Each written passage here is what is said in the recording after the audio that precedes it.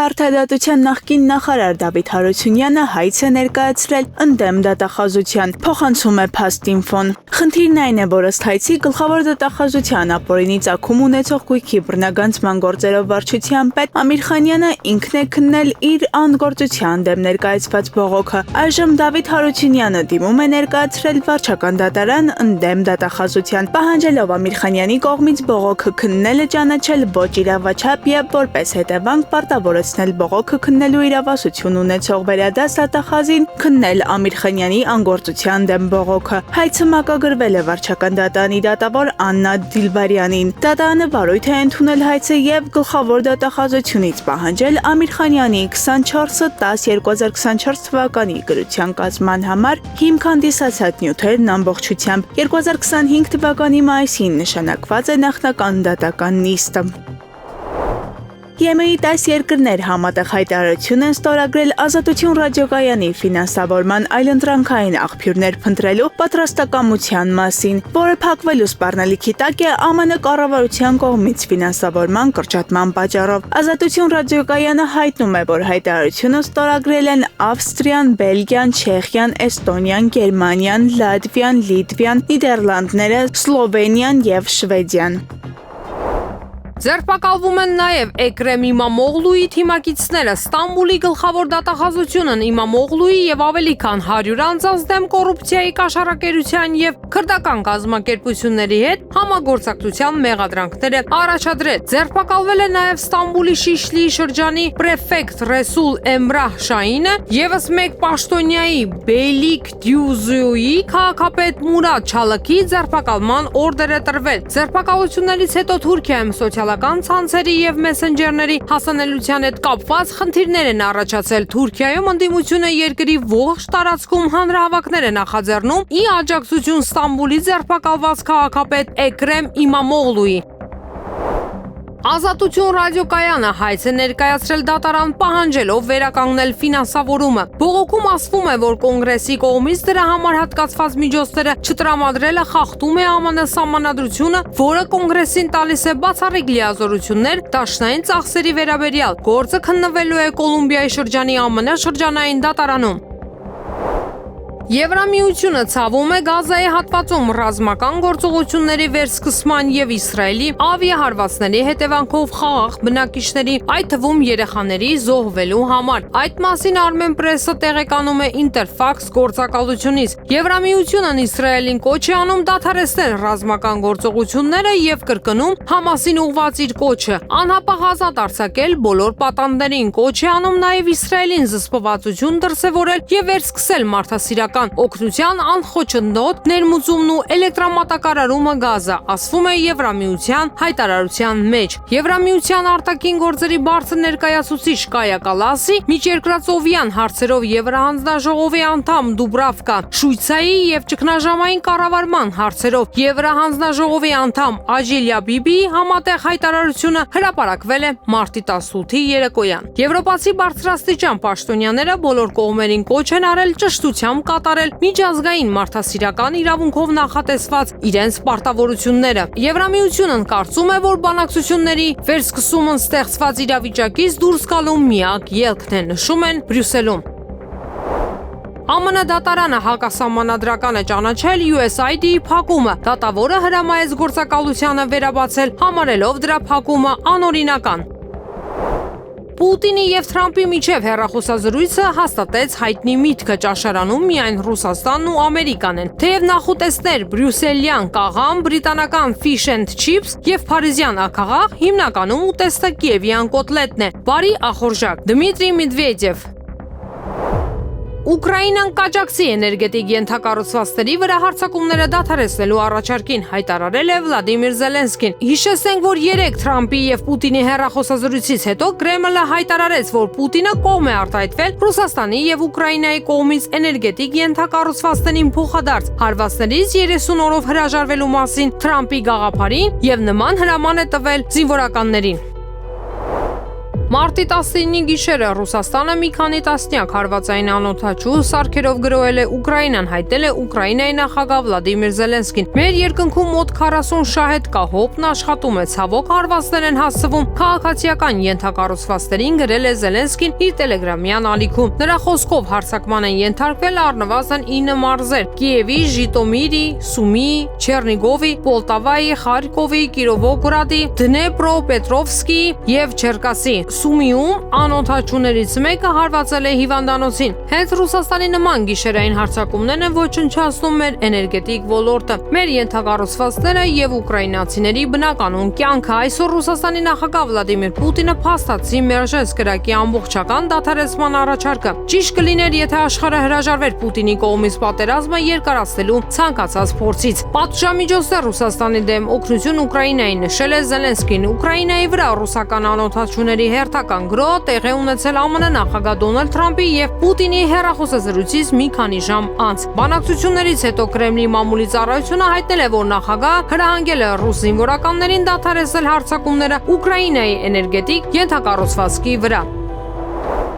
Ռուսաստանի Դաշնության կրթության նախարարությունը հայտարարել է ռուսաց լեզվի աջակցության Եվրասիական ասոցիացիայի ստեղծման մասին։ Եվրասիա նախագծի շրջանակում ռուսաց լեզվի եւ մշակույթի կենտրոններ կբացվեն ԵԱՏՄ եւ ԱՊՀ երկրներում, ասաց Ռուսաստանի Դաշնության կրթության նախարար Սերգեյ Կրավցովը Ռոսիա Սեկոնդնյա մամուլի կենտրոնում։ Օրակարգում է նաեւ դպրոցներին հատուկ հրատարակություններ մատակարարելը, ռուսաց լեզվի սիրահարների համայնքների ստեղծումը, ռուսաց լեզվի մասնագետների վերապատրաստման դպրոցի բացումը եւ ԱՊՀ երկրների դպրոցականների միջև փոխանակման դասական բարեկամություն ծրագիրը, ինչպես նաեւ այլ նախագծեր։ Գլխավոր դատախազ Աննա Վարդապետյանի դեմ հերթական հայցադիմումն է ներկայացվել դատարան։ Մասնավորապես Էրեբունի եւ Նուբարաշեն վարչական շրջանի դատախազության դատախազ Արթակ Հովհաննիսյանը, որը գլխավոր դատախազի 2025 թվականի հունվարի 31-ի հրամանով ազատվել է պաշտոնից, դիմել է Երևանի քաղաքացիական դատարան, պահանջելով անվավեր ճանաչել ՀՀ գլխավոր դատախազի իր նկատմամբ կարգապահական տուժ նշանակելու որոշումը, պաշտոնից ազատելու հրամանը, ինչպես նաեւ բռնագանձել Հարկադիր պարապուրտի ամբողջ ժամանակահատվածի համար միջին աշխատավարձը եւ վերականգնել նախկին աշխատանքում։ Երևան քաղաքի առաջին ատյանի ընդհանուր իրավասության քաղաքացիական դատարանը նախագահությամբ դատավոր Մ. Ստեփանյանի մարտի 3-ին հայցադիմումն ընդունել է վարույթ։ Եվրամիությունը ցավում է Գազայի հատվածում ռազմական գործողությունների վերսկսման եւ Իսրայելի ավիահարվածների հետևանքով խաղաղ բնակիչների, այդ թվում երեխաների զոհվելու համար։ Այս մասին տեղեկանում ենք Ինտերֆաքս գործակալությունից։ Եմեն Իսրայելին կոչ է անում դադարեցնել ռազմական գործողությունները եւ կրկնում Համասին ուղղված իր կոչը անհապաղ ազատ արձակել բոլոր պատանդներին։ Կոչ է անում նաեւ Իսրայելին զսպվածություն դրսեւորել եւ վերսկսել մարդասիրական օգնության անխոչընդոտներ մուծումն ու էլեկտրամատակարարումը Գազա, ասվում է ԵՄ-ի հայտարարության մեջ։ ԵՄ-ի արտաքին գործերի բարձր ներկայացուցիչ Կայա Կալասի միջերկրածովյան հարցերով Եվրահանձնաժողովի անդամ Դուբրավկա Շույցայի եւ ճգնաժամային կառավարման հարցերով Եվրահանձնաժողովի անդամ Աջիլ Յաբիբի համատեղ հայտարարությունը հրապարակվել է մարտի 18-ի երեկոյան։ Եվրոպացի բարձրաստիճան պաշտոնյաները բոլոր կողմերին կոչ են արել ճշտությամբ կատարել միջազգային մարդասիրական իրավունքով նախատեսված իրենց պարտավորությունները։ ԵՄ-ն կարծում է, որ բանակցությունների վերսկսումը ստեղծված իրավիճակից դուրս գալու միակ ելքն է, նշում են Բրյուսելում։ ԱԳՆ-ն արձագանքել է հրադադարի խախտման մասին Բաքվի հայտարարությունների եւ խաղաղության գործընթացի մասին։ Մինչև այս պահը Ադրբեջանը ՀՀ զինված ուժերի կողմից հրադադարի ռեժիմի խախտման վերաբերյալ ոչ մի փաստական տվյալ չի փոխանցել Հայաստանին։ Հայաստանը ուժային մի սցենարի կարող է պատրաստվել դիմակայելու հնարավոր ագրեսիային, իսկ սա ցանկացած երկրի լեգիտիմ իրավունքն է։ Եվ սահմանամերձ հատվածներում Հայաստանի բոլոր քայլերը տեղավորվում են բացառապես պաշտպանական տրամաբանության մեջ։ Տիեզերագնացներ Բուչ Ուիլմորին եւ Սունի Ուիլյամսին, որոնք Boeing Starliner-ով թռած առաջին անձնակազմն էին, հաջողվել է 9 ամիս հետո վայրէջք կատարել երկիր։ Տիեզերքում խնդիրներ էին առաջացել կապված Starliner-ի շարժիչային համակարգի հետ եւ լրջորեն կասկածի տակ էին հայտնվել տիեզերանավի անվտանգ վերադարձի շանսերը։ Մահացել է դերասան, հաղորդավար, ասմունքող, Հայաստանի վաստակավոր արտիստ Արա Դեղտրիկյանը։ Դերասանը 60 տարեկան էր, նա երկար ժամանակ պայքարում էր քաղցկեղի դեմ։ Սրբազան պայքարի երիտասարդների կողմից նախաձեռնած «Չենք վստահում Փաշինյանի իշխանությանը», չնայած անձրևին ակցիան կայացավ ու բազմաթիվ քաղաքացիներ անվստահություն հայտնեցին այս իշխանություններին։ Ակցիան լինելու է շարունակական ու այսօր էլ մարտի 19-ին ժամը 18:00-ին կհանդիպենք Աբովյան փողոց Հյուսիսային պողոտա Խաչմերուկում։ Սիրելի քաղաքացիներ, սիրով սպասում ենք ձեզ։ Հայտնեք ձեր անվստահությունն այս իշխանություններին։ Մենք այլընտրանք չունենք, երրորդ ճանապարհ չկա։ Կամ մենք ունենում ենք հայրենիք ու պատիվ, կամ այս իշխանությունը շարունակում է իր գոյությունը։ Պուտինն ու Թրամփը հեռախոսազրույցում շարունակել են Ուկրաինայի շուրջ ստեղծված իրավիճակի վերաբերյալ մտքերի մանրամասն ու անկեղծ փոխանակումը հայտնել են Կրեմլից։ Պուտինը Թրամփին ասել է, որ Ռուսաստանն ու Ուկրաինան չորեքշաբթի օրը կիրականացնեն գերիների փոխանակում 175-175-ի դիմաց ձևաչափով։ Զրուցակիցները կողմ են արտահայտվել երկկողմ հարաբերությունների կարգավորմանը, աշխարհում կայունության համար ընդհանուր պատասխանատվության լույսի ներքո։ Անդրադարձ է եղել մի շարք միջազգային հարցերի, այդ թվում Մերձավոր Արևելքում եւ Կարմիր ծովի տարածաշրջանում տիրող իրավիճակին։ Ռուսաստանի Դաշնությունն ու ԱՄՆ-ն ուկրաինական կարգավորման հարցով փորձագիտական խմբեր կստեղծեն։ Հակամարտության սրումը կանխելու հիմնական պայմանը պետք է լինի արտաքին ռազմական օգնության եւ Կիևին հետախուզական տեղեկատվության տրամադրման դադարեցումը, ասել է Ռուսաստանի Դաշնության ղեկավարը։ Ադրբեջանը կալանքի մեջ պահվող հայերի համար պետք է ապահովի արդար դատաքննության իրավունքը եւ բավարար պայմաններ համաձայն իր միջազգային պարտավորությունների։ Բրյուսելում Armenpress-ի թղթակցի հարցին ի պատասխան այս մասին ասել է ԵՄ արտաքին եւ անվտանգության հարցերով խոսնակ Անիտա Հիպերը։ Մենք տեղյակ ենք, որ Հայաստանի կառավարությունն ու մի շարք իրավապաշտպան կազմակերպություններ մտահոգություններ են հայտնել մեղադրյալների նկատմամբ վերաբերմունքի վերաբերյալ։ Մենք այս մտահոգությունները շատ լուրջ ենք ընդունում եւ ուշադիր հետևում ենք զարգացումներին։ Ադրբեջանի իշխանությունները պետք է անհապաղ ու անաչառ կերպով հետաքննեն բոլոր մեղադրանքները վատ վերաբերմունքի վերաբերյալ եւ եթե դրանք հաստատվեն, ապա պետք է պատասխանատվության ենթարկեն մեղավորներին։ Բաքվի ռազմական դատարանում ընթացող դատավարություններն առաջվում են շատ ավելի լայն Հայաստանի եւ Ադրբեջանի միջև կայուն եւ տևական խաղաղության հաստատման հարցին։ Ուստի մենք շարունակում ենք կոչ անել Հայաստանին եւ Ադրբեջանին հենվել արդեն իսկ ձեռք բերած հաջողությունների վրա եւ շարունակել առաջընթացը հարաբերությունների լիարժեք կարգավորման ուղղությամբ, ասել է Եվրամիության արտաքին հարաբերությունների ու անվտանգության հարցերով խոսնակ Անիտա Հիպերն ու հավելել, որ Եվրամիությունը շարունակելու է աջակցել այս գործընթացին իր ողջ գործիքակազմով։ Թուրքիայում ձերբակալել են Ստամբուլի քաղաքապետին։ Էքրեմ Իմամօղլուն համարվում է հնարավոր արտահերթ նախագահական ընտրություններում Ռեջեփ Էրդողանի գլխավոր մրցակիցը։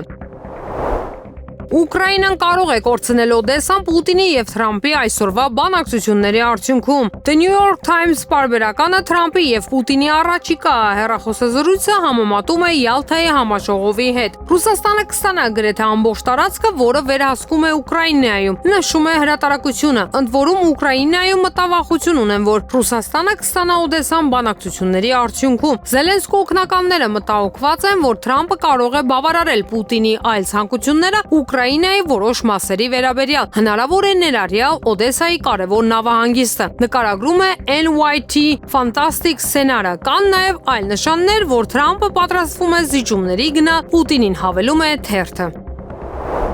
Ռուսաստանի նախագահ Վլադիմիր Պուտինն Ուկրաինային զենքի մատակարարման դադարեցումը հրադադարի մասին համաձայնագրի ստորագրման նախապայման է անվանել, հայտնում է Bloomberg-ը վկայակոչելով իր աղբյուրներին։ Ուկրաինայում ռազմական գործողությունների դադարեցման շուրջ Ռուսաստանի Դաշնության եւ ԱՄՆ առաջնորդների հեռախոսազրույցը պետք է կայանա այսօր։ Ընդ որում բանակցությունների առանցքային նպատակը 30-օրյա զինադադարն է, նշում է պարբերականը։ Գազայի վրա Իսրայելի հարվածները սուր քննադատությունների են արժանացրել արաբական երկրների եւ միջազգային հանրության կողմից, որոնք կոչ են արել Իսրայելին դադարեցնել ռազմական գործողությունները եւ փրկել հրադադարի համաձայնագիրը։ Armenpress-ի փոխանցմամբ այս մասին հայտնել է Al-Arabian։ Եգիպտոսի արտաքին գործերի նախարարությունը դատապարտել է Իսրայելի կողմից Գազայի հատվածի վրա մահացու ավիահարվածները, դրանք անվանելով հունվարի 19-ին ուժի մեջ մտած հրադադարի կոպիտ խախտում։ Հարվածները վտանգավոր էսկալացիա են, որոնք կարող են լուրջ հետևանքներ ունենալ տարածաշրջանի կայունության համար, նշվել է Եգիպտոսի հայտարարության մեջ։ Թուրքիան հայտարարել է, որ Իսրայելի հարձակումները Գազայի վրա հավասարազոր են պաղեստինցիների դեմ ուղղված ցեղասպան քաղաքականության նոր փուլին եւ կոչ է արել միջազգային հանրությանը վճռական դիրքորոշում ցուցաբերել ապահովելու հրադադարի պահպանումը եւ մարդասիրական օգնության տրամադրումը։ Հայտարարության մեջ Թուրքիայի արտաքին գործերի նախարարությունն ավելացրել է, որ անընդունելի է Իսրայելի կողմից տարածաշրջանում բռնության նոր փուլ առաջացնելը, հավելելով, որ Իսրայելի կառավարության թշնամական մոտեցումը սպառնում է մերձավոր արևելքի ապագային։ ՄԱԿ-ի խոսնակի խոսքով գլխավոր քարտուղարը ցնցված է Գազայի հատվածում Իսրայելի ավիահարվածներից, նախստորեն կոչ է անում հարգել հրադադարը, վերականգնել մարդասիրական օգնությունը, իսկ մնացած պատանդներին ավերապահորեն ազատ արձակել։ Իր հերթին Կրեմլը նախազգուշացրել է Գազայում սրացման պարույրի մասին։ Իրավիճակի սրումը, էսկալացիայի հերթական պարույրը սա է մեզ մտահոգում։ Իհարկե, հատկապես մտահոգիչ են խաղաղ բնակչության շրջանում մեծ թվով զոհերի մասին տեղեկությունները, լրագրողներին ասել է Կրեմլի խոսնակ Դմիտրի Պեսկովը։ Չինաստանը կոչ է արել քայլեր ձեռնարկել Գազայում մարդասիրական աղետը կանխելու համար։ Չինաստանը խիստ անհանգստացած է Իսրայելի եւ Պաղեստինի միջև առկա իրավիճակով, ասել է արտաքին գործերի նախարարության խոսնակ Մաո Նինգը, կոչ անելով կողմերին խուսափել ցանկացած գործողությունից, որը կարող է հանգեցնել իրավիճակի սրման եւ կանխել ավելի լայնածավալ հումանիտար աղետը։ Իսրայելի վարչապետ Բենյամին Նեթանյահուն եւ պաշտպանության նախարար Իսրայել Կացը Իսրայելի պաշտպանության բանակին հանձնարարել են Համասի դեմ վճռական միջոցներ ձեռնարկել Գազայի հատվածում։ Ըստ իսրայելական կողմի, Համասը մերժել է բոլոր առաջարկները, որոնք նա ստացել է Մերձավոր Արևելքում ԱՄՆ-ի հատուկ պատվիրակ Ստիվ Ուիտկոֆից եւ մյուս միջնորդներից։ Հայաստանի Հանրապետության դեսպան Գրիգոր Հակոբյանը հանդիպել է Իրանի Իսլամական Հանրապետության արդարադատության նախարար Ամին Հոսեյն Ռահիմիի հետ։ Հանդիպման ընթացքում քննարկվել են երկու երկրների միջև դատաիրավական համագործակցության զարգացմանը, դատապարտյալների փոխանակման եւ երկկողմ իրավական փոխադարձ օգնության մեխանիզմների ամրապնդման ուղղված հարցեր։ Կողմերը կարևորել են դատաիրավական ոլորտում փոխգործակցությունը եւ պատրաստակամություն հայտնել խորացնել շփումներն այդ ուղղությամբ, նպատակ ունենալով ապահովել քաղաքացիների իրավունքների առավել արդյունավետ պաշտպանությունը։ Պաշտպանության նախարարության լրատվամիջոցներում Գյումրիի նախընտրական քարոզարշավում բանակի եւ բարձրաստիճան սպաների ներգրավվածության վերաբերյալ հրապարակումներ են զետեղում։ Պաշտպանության նախարարության բարձրաստիճան պաշտոնյաներն իրենց գործառույթների իրականացման շրջանակում զորամիավորումներում, տարբեր կայազորներում պարբերաբար հանդիպում քննարկումներ են անցկացնում հրամանատարական կազմի ներկայացուցիչների հետ, սակայն այդ հանդիպումները քաղաքական ուղղվածություն ենթատեքստ չունեն եւ բացառապես բանակային օրակարգի շրջանակում են։ Ուստի հորդորում ենք զերծ մնալ բանակի եւ նրա ներկայացուցիչների վերաբերյալ իրականությանը չհամապատասխանող հրապարակումներ կատարելուց։ Այս մասին հայտնել է Պաշտպանության նախարարության մամլուք քարտուղարը։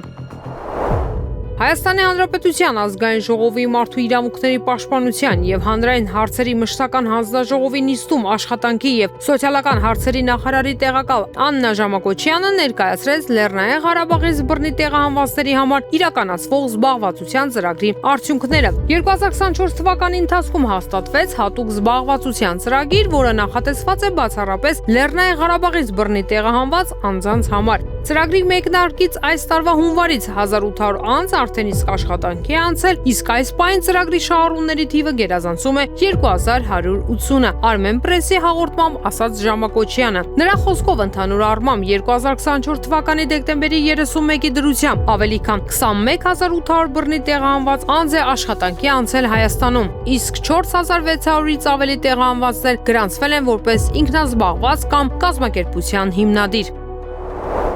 Մեծ Բրիտանիան եւ Եվրամիությունը մտադիր են քննարկել, թե ինչպես կալանք դնել ռուսական սառեցված ակտիվների վրա, համատեղ պաշտպանական ծախսերը մեծացնելու համար։ Ինչպես հաղորդում է Armenpress-ը, այս մասին հաղորդում է Bloomberg-ը հողում անելով աղբյուրներին։ Ինչպես նշում է գործակալությունը, քննարկումները մարտի 18-ին տեղի կունենան Լոնդոնում Մեծ Բրիտանիայի արտգործնախարար Դեվիդ Լեմիի եւ Եվրամիության դիվանագիտության ղեկավար Կայա Կալասի հանդիպման ժամանակ։ Ըստ Bloomberg-ի աղբյուրների բանակցությունների Հաղորդաշարի թեման լինելու են այն միջոցները, որոնք Եվրոպայի համար իրավական հիմնավորում կապահովեն միլիարդավոր դոլարների ռուսական ակտիվների վրա կալանք դնելու համար։ Գործակալության զրուցակիցները հայտնել են, որ այդ հարցում առաջընթաց է գրանցվել չնայած առանձին եվրոպական երկրների դիմադրությանը, ինչպիսիք են Բելգիան եւ Գերմանիան, որոնք մտահոգված են, թե բռնագրավումը կարող է խախտել պետական անձեռնմխելիության սկզբունքը եւ ազդել եվրոյի փոխարժեքի վրա։ Գործակալությունը հիշեցնում է, որ Եվրամիությունն մեծ յոթնյակի երկրները եւ Ավստրալիան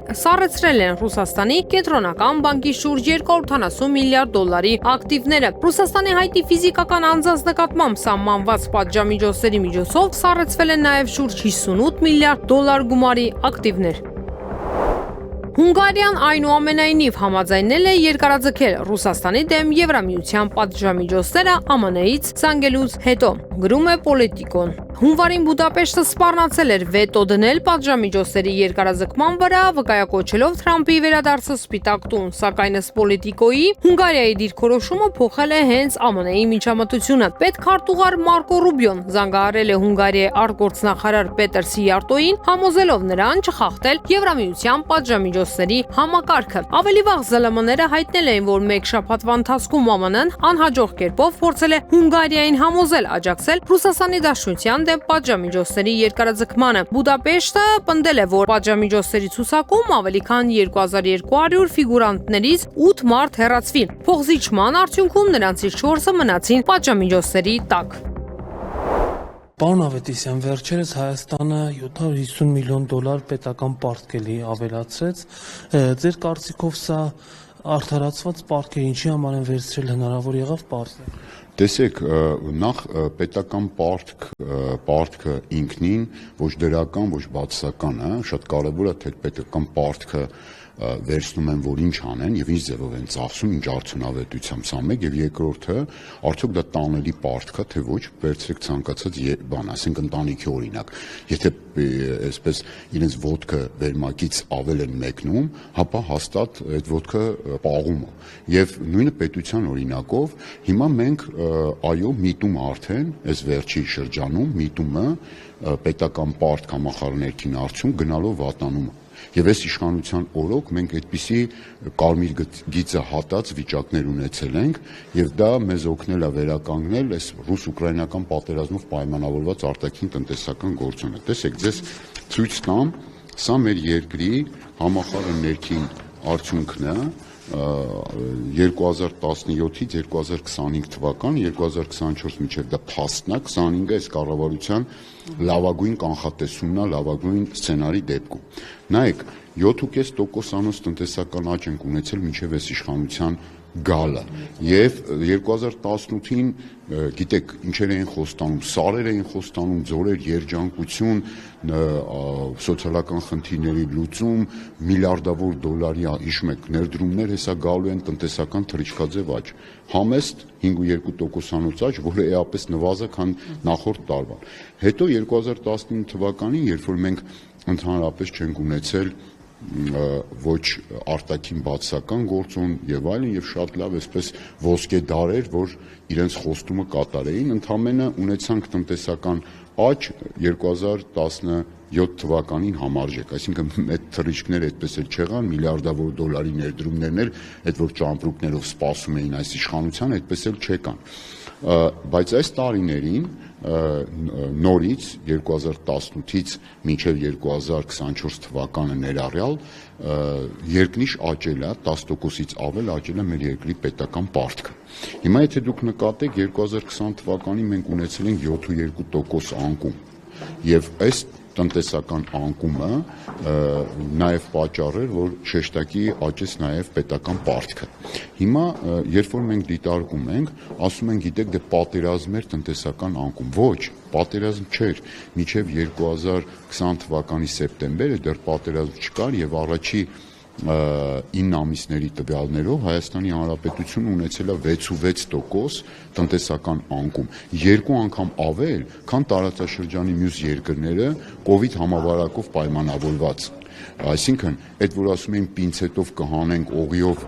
կվերացնենք COVID-ը, տապալեցին համավարակի դեմ նաև պայքարը տոտալ տապալեցին եւ մենք ունեցանք այսպիսի ցուցանիշ եւ սա բերեց պետական պարտքի շեշտակի ավելացման, հա, եւ դրանից հետո 2021 թվականին նորից տարածաշրջանում միակ երկիրն էր Հայաստանը, որ շարունակեց երկնիշ պետական պարտքի ավելացում եւ չվերականգնեց տնտեսությունը, որտեղ աճեցինք ընդամենը 5-8%, իսկ արդեն 2022-ից սկսած պետական պարտքի եւ տնտեսական աճի իմաստով արտաքին դրական միջավայր ստեղծեց ռուս-ուկրաինական պատերազմով պայմանավորված։ Նայեք թվերին, 22 թվականը բացառապես հիմնականում 2/3 մասը այս բարձր տնտեսական աճի այդ գործոնն էր, ոչ թե ներքին այսպես արդյունավետ կառավարում, այլ այդ գործոնը, որը բարձր աճ բերեց նաև հարևան Վրաստանում, ոչ ԵԱՏՄ անդամը, ոչ էլ առանձնապես այսպես ունի արտոնություններ Ռուսաստանի հետ գործակցության։ Շարունակվեց 2023-ին, հատուկ ձեր ուշադրություն եթե հրավիրեմ, այս 2 տարիներին այդ գործոնով հավաքական 20%, 21% ունեցանք տնտեսական աճ։ Սա աննախադեպ մի բան է, հատկապես այս կառավարության օրոք 21% աճեց տնտեսությունը, 25%-ով արժևորվեց ազգային արժույթը, նույն այս գործոնով։ Այսինքն դոլարի նկատմամբ դրամը 25%-ով աճեց, 480-90-ից դարձավ 380-90։ Այս երկուսն էլ էապես նպաստեցին, որ մենք պետական կառավարման, պետական պարտքի կառավարման ճգնաժամի շեմից հետ գանք։ Մենք այդ շեմը արդեն հատել էինք այս տարիներին եւ այս արտաքին գործոնը ազգային արժույթի 25% արժևորում այս 2 տարիներին, 21% էլ հավաքական տնտեսական աճ բերեց նրան, որ թուլացավ պետական պարտքի ճգնաժամի այսպես վրա հասած իրավիճակը։ Եվ արդեն գործոնը արտաքին թուլանումը շեշտակի նվազումը, տեսեք, մեր տնտեսական աճը 8.3-ից անցած տարի դարձավ 5.9, չնայած սա ըստ էության նաև հիմքում որոշակի նկարած ցուցանիշներ կա, դա այլ հարց է, իսկ հաջորդ այս տարվա համար ամենալավագույն սցենարով ավելի ցածր տնտեսական աճ են կանխատեսում 5.1%, բայց ի դեպ պետական պարտքը նորից շարունակվելու է եւ շարունակել է երկնիշից ավել աճել մեր երկրում։ Իսկ այժմ եղանակի մասին օդի ջերմաստիճանը մարտի 19-ին 23-ին հատկապես ցերեկային ժամերին աստիճանաբար կնվազի 10-ից 12 աստիճանով, Լոռիում, Տավուշում, Սյունիքում 11-ից 13 աստիճանով, ցերեկը առանձին հատվածներում սպասվում է քամուշ գնացում 15-ից 19 մետր/վայրկյան արագությամբ։